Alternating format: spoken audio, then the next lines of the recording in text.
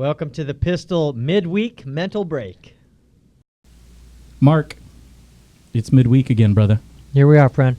And we're back at it again for the updates of the previous week's mental break, I guess is what it is. So today, I know that Veronica looks much different than she usually does. But in the house, who we haven't had in a long time, is Brian Romney. Hello. Good to have him. He got out on a pass today. So let's get into the midweek mental break. So last week, and we posted it on Facebook, there was a correctional officer in Pinal County, I believe, who took his life. I believe he used a gun to take his life. He was on duty and actively working at the time. And, you know, just because the guy's not sworn and he's not on the streets doesn't mean he's not struggling with some kind of demons from working that job.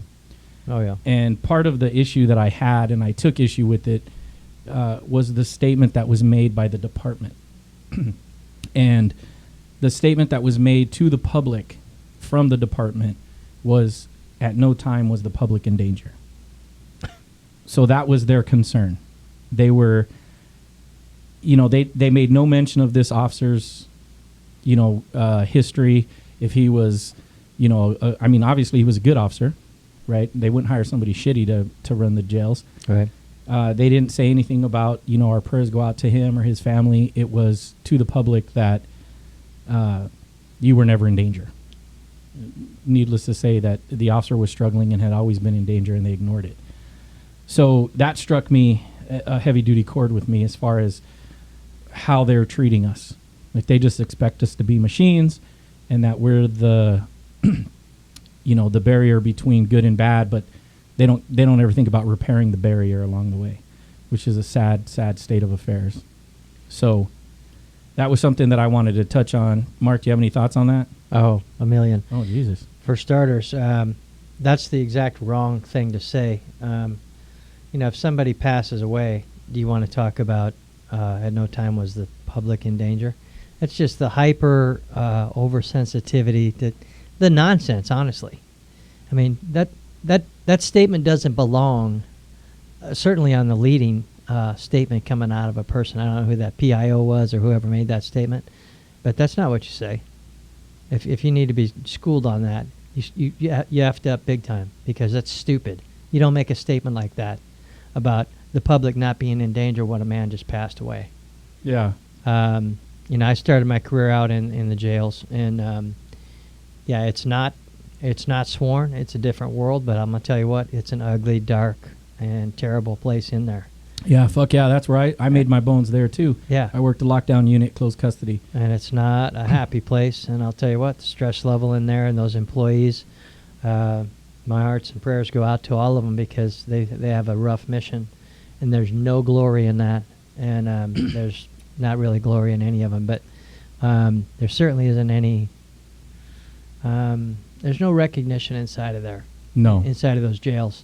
You're locked in with those motherfuckers the same as they are. That you just leave for fucking You're just 7 to 8 hours. You're just on the other side of the bars. You're in. You're still doing the same sentence. You're Right. in the septic tank with all of the crap. And, Right. Some of those guys. Terrible. I don't think they understand that. Like, I don't think people go into those Sallyport doors shut and sound the same when you're getting booked every day is their shift. Yeah. They hear that shit every day. I've spoke for correctional officers, and I always say, close your eyes and tell me if you can imagine the sounds of those doors racking. Fuck yes. Uh-huh. Just like I hear screams, I guarantee you there's people out there who hear those doors racking every night before they go to bed. Yeah, and the smell in there is, oh my gosh. It's not very bad.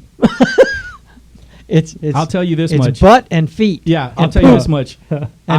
Having worked both sides, the male and the female yards and units, I will take the male side every single fucking time. I'm just saying, it's they terrible. iron their clothes, they wash their ass. Yeah. Man, females, they Still, don't give a fuck. Still. Like, them motherfuckers just You go. got It's 100. ripe. You got 128 people. 128, motherfucker. I worked a dorm. There were like 300 and some in that dorm. Well, I worked in Madison in the Max Place area, but Oh yeah. so there was only 120 guys. But I'm gonna tell you what, 120 guys go to the bathroom and eat in that county food. It's horrible. It But purges that's- your system. I'm getting off topic, but honestly, those guys and those girls that work in those in the jail and in the prison systems. They get absolutely no recognition. They don't get any, accolades from their comrades. The sworn No. side, there's always like a division. Yeah, well, you're not. You know what, Yeah. though? It's a tough mission, and they deserve recognition for it. And this individual committing suicide, man, if that doesn't show you the stress level inside of that facility and inside of those facilities, and the broken hearts that are going in and out of those daily to work and to keep those people safe. And on duty. You know why he did it on duty? Probably has a family. That motherfucker, they're not going to pay attention to you off duty. They No. don't even pay attention to you when you're on duty. You know what I mean? What about you, Brian? You got some? Any thoughts? Well, it's just frustrating for me to see that administrations, no matter what, whether it's police, fire, prisons, they don't want to address the stress levels in their facilities. They don't want to address the stress with their employees, and they'd rather close their eyes and plug their ears than actually be proactive and Yeah. say, hey, look, you might be stressed out in this job, and here's what your resources are. That's all they have to do, but they're worried about this flood that's coming, that everyone's going to jump in and say, I need help, and their budget's going to, who knows, whatever garbage. Well, they nobody's say. going to want to do the job. Well, They- no one you're wants not- to do it anyway because the media is shaming everyone. Right. Right. So, with that being said, prayers and thoughts to that family, and I know that's not enough. They got to him way too late. It should have never been there. So, moving on, yesterday, which was August 31st, a Goodyear firefighter by the name of Austin Peck passed away. He was an 11-year veteran of the Goodyear Fire Department, and he got the rare form of the occupational cancer that several other officers have either been diagnosed with or passed away from. And as I was headed down here to the studio today, where the services were is right down the street from here, and I pulled over. My wife and my son were with me. We stopped, watched him roll out. The firefighter, he pretty much got full honors.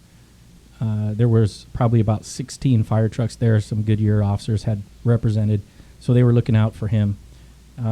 Condolences to that family and our fire family. One of the things that I noted, again, which is sad to say, but this is a quote from ABC 15 at the end of the statement that of him passing away from the cancers.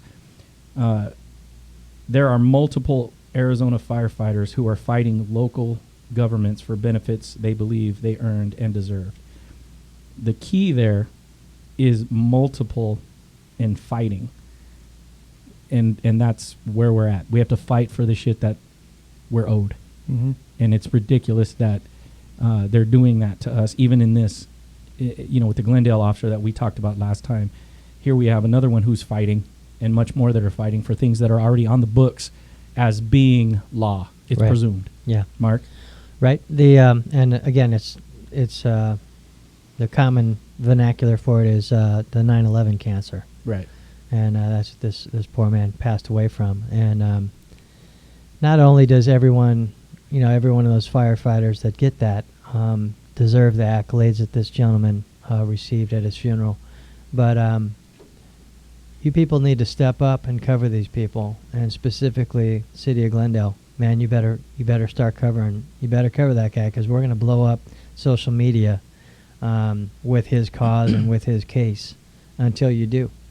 And we're going to carry it all the way up to election time. So, Well, they need to start paying attention, man. Yeah, they do. Every year, September 11th comes around, and they talk about how brave these firefighters were, these officers, right. these first responders, and this is the payment you get back so many years later. And Yeah. again, I think in their minds, they're thinking they're already fucking retired. Why do we need to waste our time on them? But if we were honest and we were at a school, would you want a fucking police officer or firefighter to tell some 15-year-old kid, hey, just so you know, it's a great career, but they're going to shit on you right around the time you get sick or injured, and then when you retire, they're really going to fucking shit on you. Mm-hmm. And I think if we honestly started telling people that as we went out as an organization and said, look, here's the reality of this job. It's the greatest job in the world. But then, your bosses will just shit on you, and your bosses are society. And when you expect these people to come rushing in to help you, and then when they get hurt, you tell them it's not our fault, that's pathetic, in my opinion. And the firefighters got that extra weight behind it in the fact that it's a law. Right. That it's the presumptive evidence is on their side. You have to cover these people because this 9/11 cancer has been proven it happened on the job. You can only get it from the job, and you're going to cover this person for that exposure. And if you don't, go straight to hell. And I hope every single one of you people that voted against that get elected so far out of office that you, I don't know, live in a shanty under the bridge or something. What the fuck is a shanty? I don't know. Right? You have any idea what the fuck? What do you got to say, Brian? Anything about this? No, once again, the way it reads in the paper is will go over most people's heads because they don't understand that you truly have to fight for your benefits, and that goes with any first responder. You think when you join that they're going to take care of you because you're doing the hard work, and they make it seem like they're going to take care of you, but then really when it happens, unless it's something they can see like a broken limb, you're on your own. You have to fight for it, and that's unfortunate. Yeah, that's... I even take exception to the word of benefits, and we have to fight for these benefits because it makes it seem like you're so enriched with a benefit. Oh my gosh, he's got all these benefits. No, man, it's like insurance coverage. It's insurance coverage. We pay for that. We take lower paying jobs. It's sad. You're leaving you speechless. Is what it is because it's like you got a lower paying job and a retirement package that is maybe better than the average civilian, but the average civilian has been making way more money throughout their productive career time than we have, and then so our retirement may be better, but it's a retirement system. It's so great. It's to die for. Yeah, and literally you got to die for it. Exactly. And you got to stop that. I mean, we paid for that. We paid for it with our blood, sweat, and tears. These firefighters are out there in and out of these terrible situations, breathing these noxious fumes. Even when they take their gear off, it's rampant all over their clothing, all over their equipment, and everything else. It's toxic. You can't get away from it. It's like breathing poison. Now, if your kid was exposed to that, would you want the responsible party to cover that for his medical bills? Of course you would. That's all we're asking for that, and the law states that they're supposed to do that. Right. Okay, so on the last one, I know this one's going to chap your guys' hide, and I already, before we started, kind of showed you what it was. I'm eating a gummy bear to calm down. Yeah, I need a drink to calm down after that video. So normally what I do is I usually put the video right around here somewhere. But because of the video and the purpose behind the video, I'm just going to blank out everybody when I edit it, and you're going to see the big picture. So the backstory is minor league baseball player's family was murdered. It was a triple homicide in Virginia. And they're looking for this guy that did this. They find him, right? And because of technology, the way that it is, the media happens or somebody happens to see when the officers engage the suspect. Now, keep in mind, even though you're going to see it on the video when I upload it in post-production, what you're going to see is you're going to see an officer who's completely from head to toe identifiable as an officer. He's in full uniform. Okay, he's got a duty belt, he's got handcuffs, he's got fists, he's got feet, and he's also got an AR-15 strapped to him. Now, for you motherfuckers out there that say it's not tactical to fight somebody with a rifle, I get it. I'm not saying it is tactical. However, with that being said, this guy is wanted for 3 counts of murder. I'm not opposed to butt striking this motherfucker at this point. And it's a crime that they caught him in the progress of, where he's they didn't go out searching for him. The murder happened, 3 people down, 3 people dead, and the video you're watching is first contact. Right. And so in the video you'll see, for us, what was irritating was having gone through the academy, understanding tactics, technique, and all that other good shit. He's butt-ass naked. It's clear that he has no weapon whatsoever, nor could he find a weapon hidden anywhere on his person because all his person is out. And what ensues is what appears to be a veteran officer, and I say this only because I think I see some hash marks on his sleeve, and then the age of the officer. What you're going to see is you're going to see this officer running away, actively running away, spraying the suspect. With pepper spray. With pepper spray. Yeah. Running away. And then what happens is the naked guy ends up grabbing a civilian and taking him pseudo hostage, because I don't know how you do it when you just, I mean, technically I don't want some motherfucker touching me butt ass naked, but well, I mean, you look at it this way. He's obviously he's under a tremendous influence of drugs at the time. That takes him from the average streaker running around a ball game trying to get attention to the man is a weapon. His whole body is a weapon. He has no pain compliance whatsoever. I just murdered 3 people.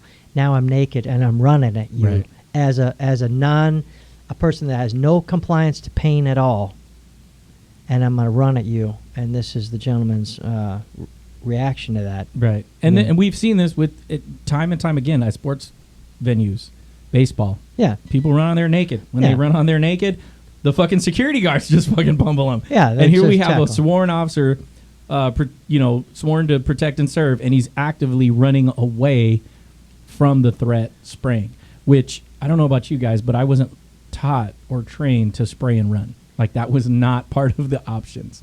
So, I don't understand running anyway. yeah. I don't understand that. I don't think society would like to see a police officer, but that, just so you like understand. an armchair quarterback, this person, but I don't think you're not even armchair, Mark. No, it's 'Cause just here's the wrong deal. tactically. Everything about it is in error. Yeah, and I think that if Meanwhile, now a citizen, an older guy, from what I saw in the video, now he's now a victim Right. and could have been killed by this guy who has, the strength of 10 men because he's amped up on dope of who knows what type. right. Well, and again, I don't think society deserves to see their police officers running away from No. that. It's No. just ridiculous. So, all right, so we're out of time. Mark, I appreciate you showing up. Brian, I love when you show up and you're afforded the pass out to play. You got to do it more often. Yeah. And so we'll see you guys on the next one.